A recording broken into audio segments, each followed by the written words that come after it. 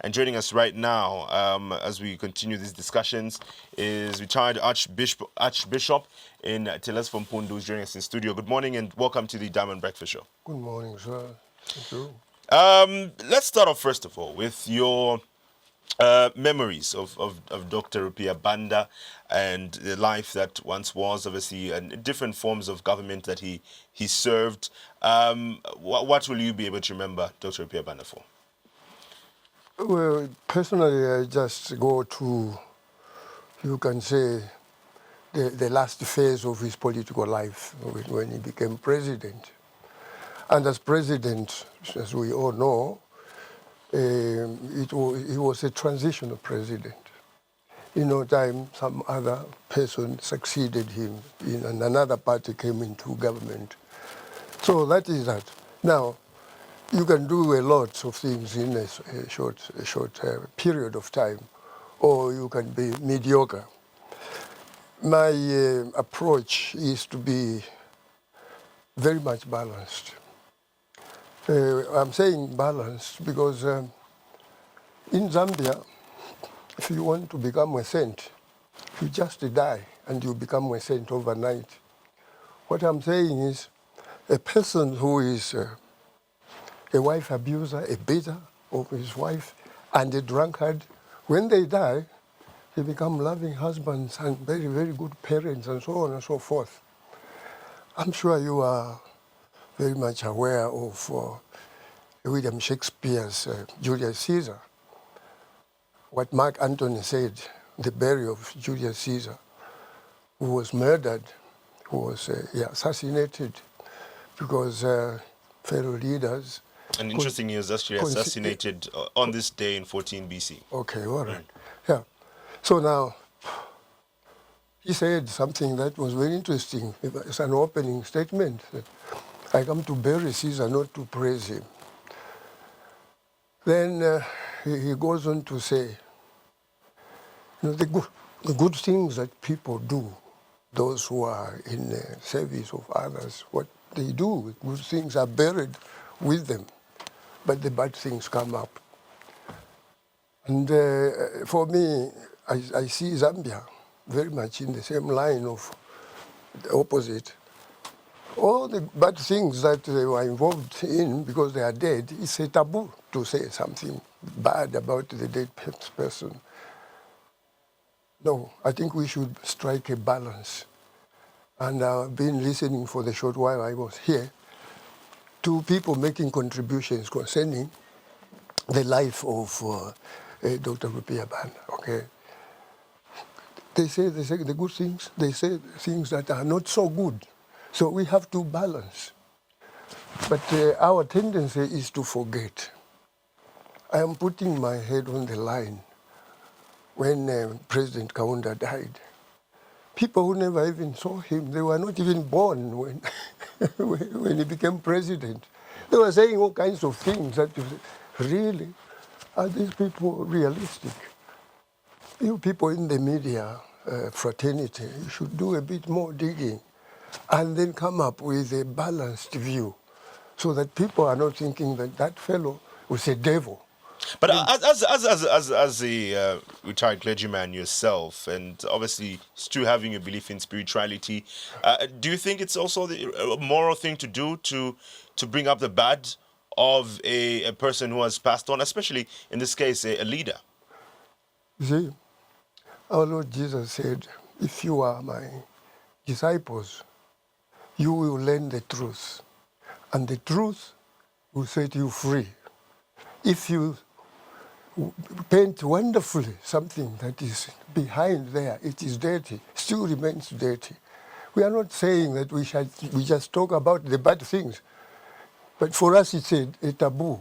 For example, I'm not trying to be in a line with the people of the United States of America. Their president, their recent president, who has been replaced.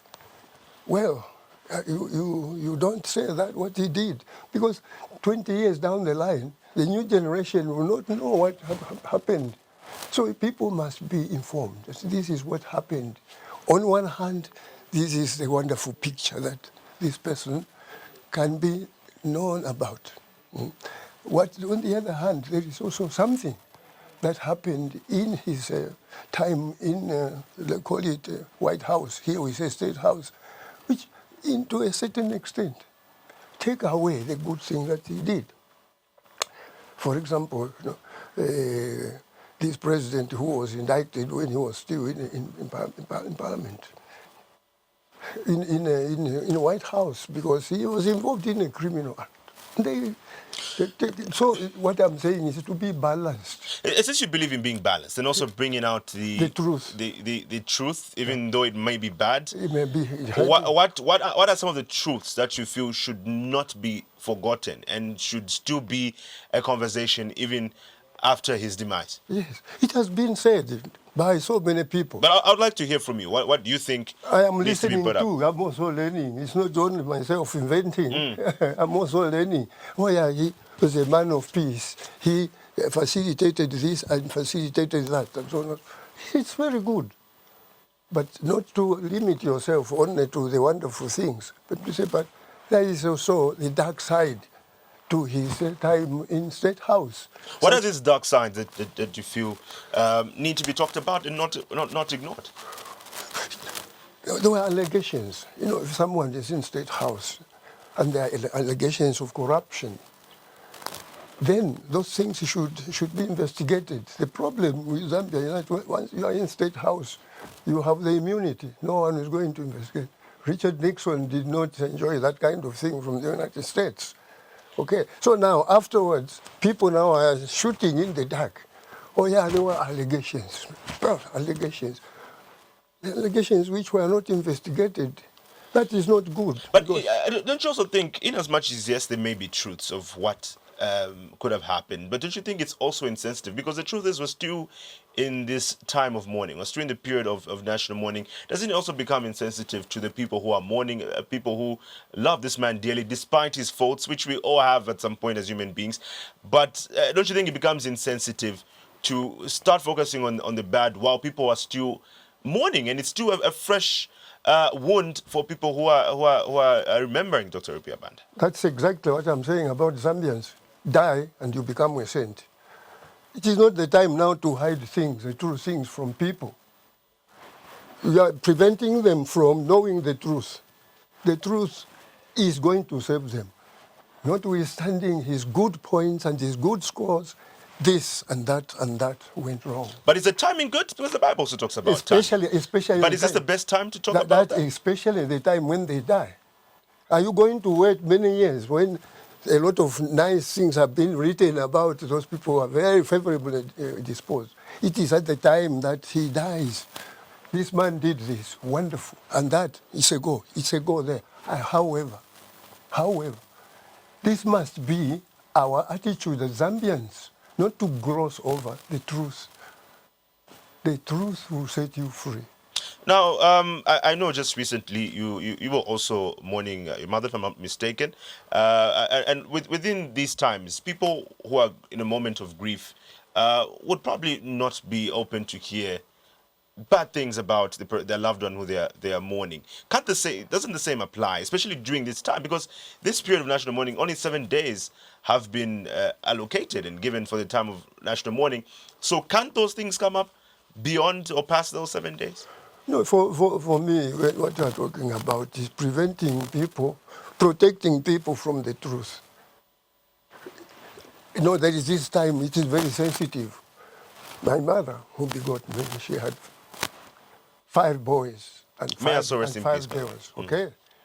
We were all brought up strictly as Christians, Catholic Christians. But we were not treated, you know, with kid gloves.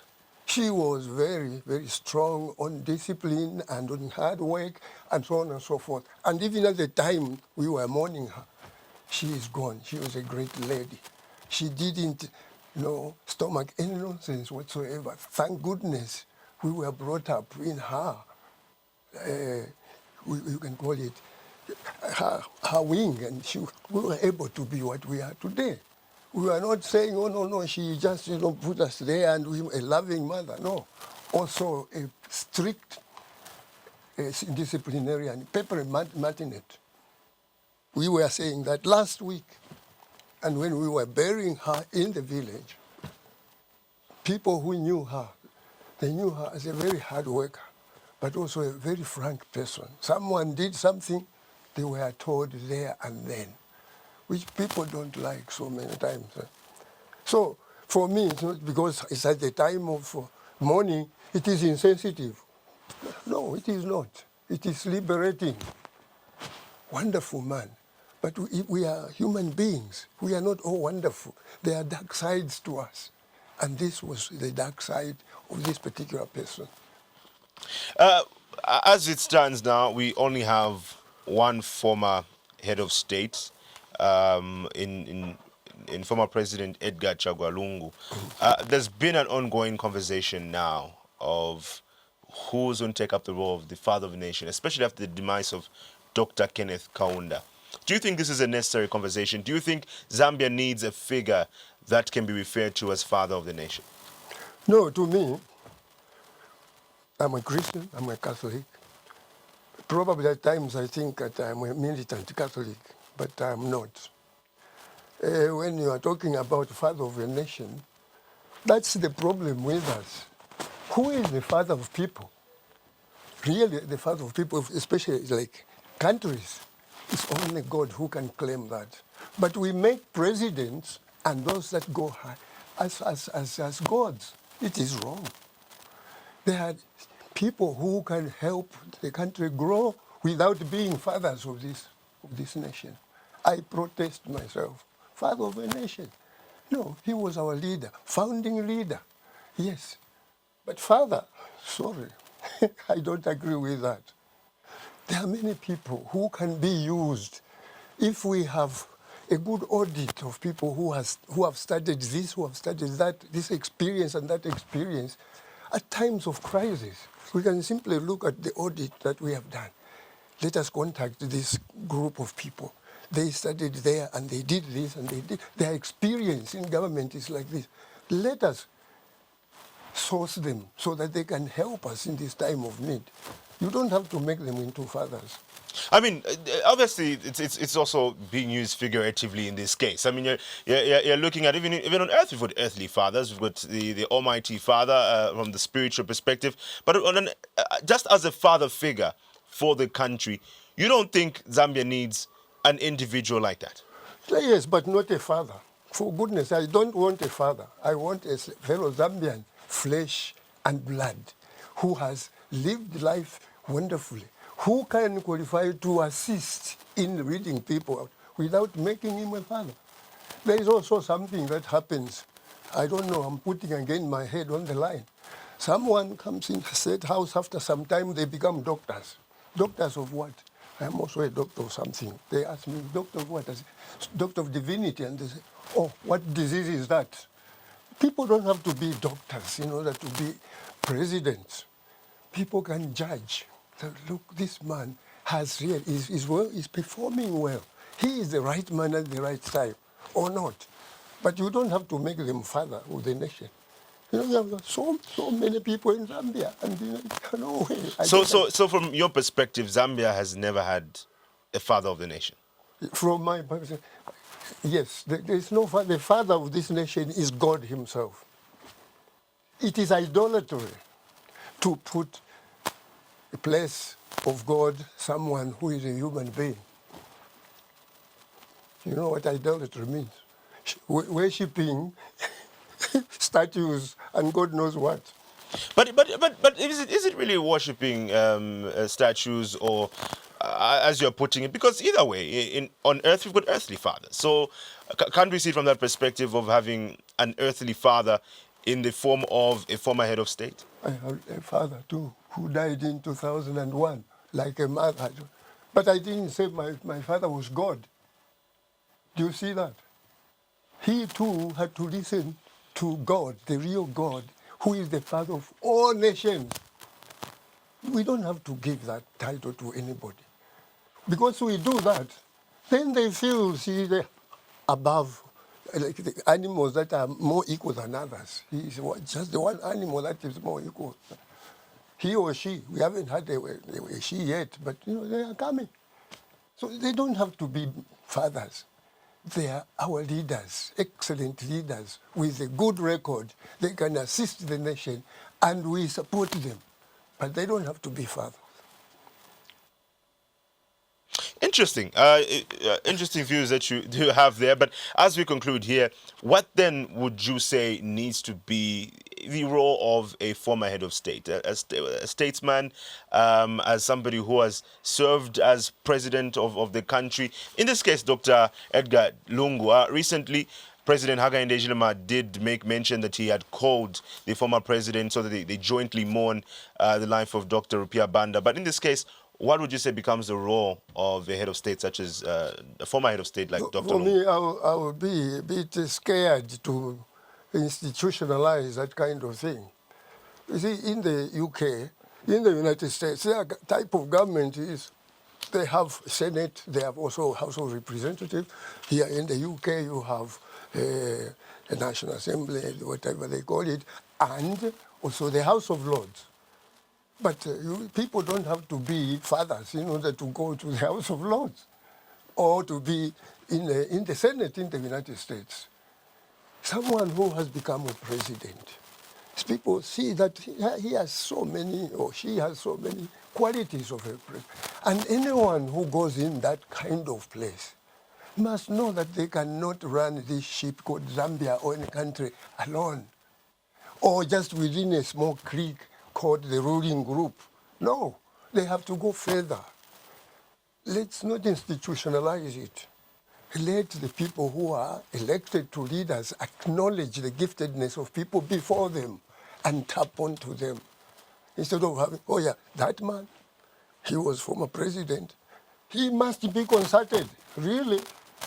No, I would say, but let the man choose who to consult and have a fund of people who can be run to in order to get energy, but also wisdom to run that country properly, not to make it obligatory. The other day people were saying, but